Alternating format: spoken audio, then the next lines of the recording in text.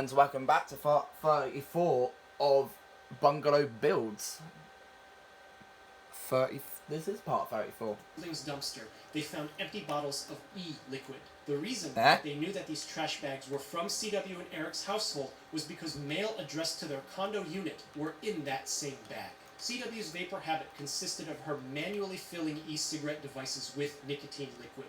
This was the only source of nicotine from and in the entire house. Nicotine is a natural product found in plants. It's a neurotoxin against insects, intended as a pesticide, a defense mechanism for plants. Nicotine's good as a pesticide. Caffeine also appears in different plants and was likely intended for the same thing.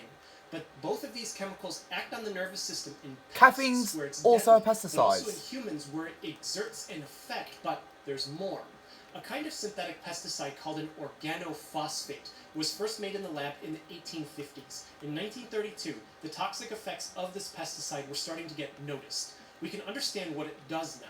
Do you remember that neurotransmitters... I can't believe nicotine's a pesticide. That's crazy. Phosphates stop acetylcholine from being broken down. And caffeine as well. This causes a rest and digest signal to get sent non-stop. So, whereas nicotine mimics acetylcholine where the nerve signal starts, this pesticide causes acetylcholine to never go away where the signal is supposed to end. When this was discovered, it served as the basis for nerve agents, but luckily an antidote was found shortly after, something that might partially work for CW. When authorities questioned Eric, they presented what they found in the house, and he immediately folded. While they were drinking that night, when CW started to get tipsy, he started pouring her vape juice into the glass. When she drank some of this, she was vocal that the taste was horrible, but because she was so tipsy, she just wasn't sure.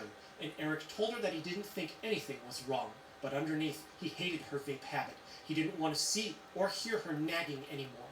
He knew what she was doing outside of their marriage. Nicotine is something that could go undetected. If CW hadn't woken up in the middle of the night, the amount of nicotine that she drank would have caused her to stop breathing with no one there to help her. Within 2 hours, the body can break down half of the amount of nicotine circulating around. Eric was anticipating that she'd be knocked out for several hours, and if she were to be found after that time, no one would know to look for nicotine. CW would have stopped breathing, and the cause would be more unclear because her heart would have stopped beating, and her brain would have shown signs of damage, and if any nicotine left in her body, well, she was known to vape, so this wouldn't be anything out of the ordinary. But Eric didn't anticipate that she'd get up and throw up a large amount of nicotine into the toilet, maybe enough to prevent something permanent from happening because she was able to make it to the hospital. Nicotine poisoning is difficult because, as often as it's used every day around the world, we don't know how much can be instantly lethal in humans. Most normal use of nicotine-containing products, whether it's inhalation, transdermal, buccal, or sublingual absorption, just don't come in large enough amounts for it to be acutely toxic. The conversation about acute poisoning becomes muddied when nicotine is even mentioned, because it just gets lumped together immediately with tobacco. And that would be the different chronic setting. Then people will bring up how they believe that nicotine alone causes lung and mouth and throat and tongue cancer. Nicotine alone doesn't appear to do that. We know what the immediate effects of nicotine are on the nervous system. Nicotine doesn't cause cancer. Because it has an effect on both the sympathetic and parasympathetic nervous systems. It creates a habit and a dependency. It might also negatively impact children's brain development if they get it before their brain fully matures.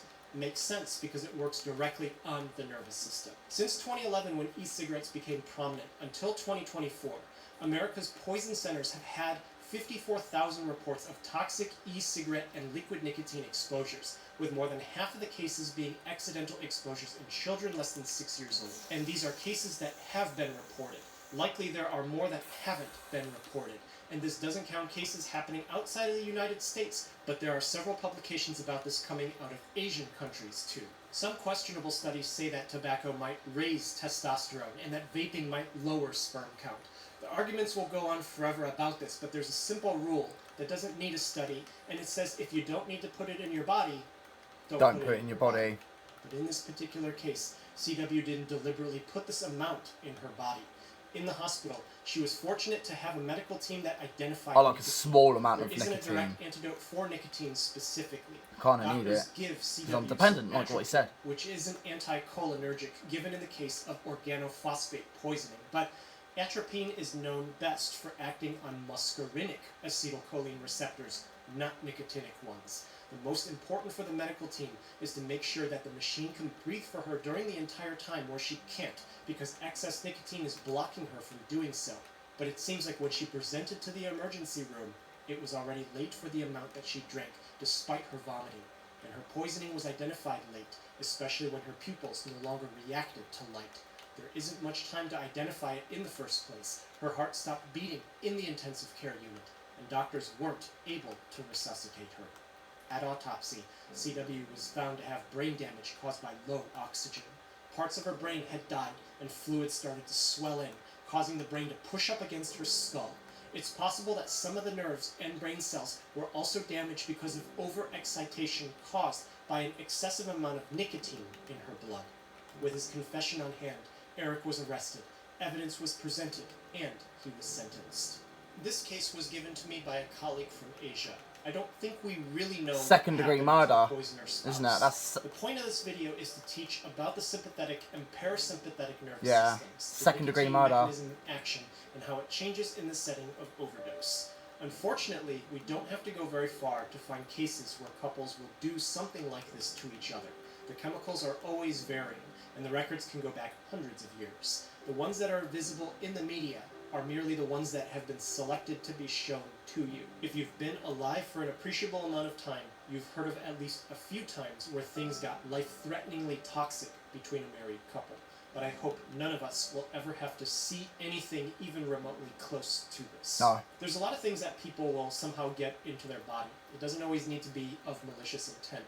Like this video about a woman who wiped back to front instead of front to back and her husband's nerves shut down, which is on Nebula first. Nebula is a streaming service that was created. Like this video about a woman who wiped back to front instead of front to back and her husband's nerves shut down.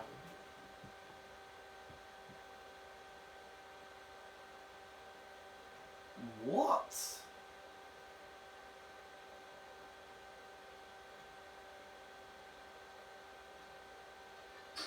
Yes.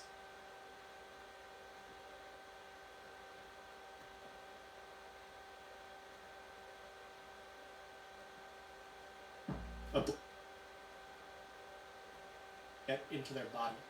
Yet informative Nebula is entirely true to about here to you. If you've been alive for a time instead of front to back and her husband is intent.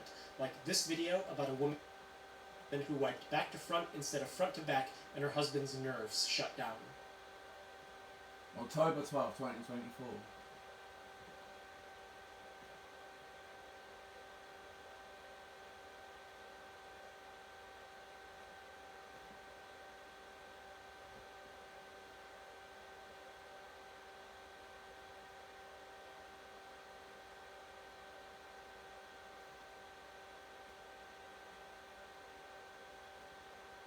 The video ain't there. Get into their body.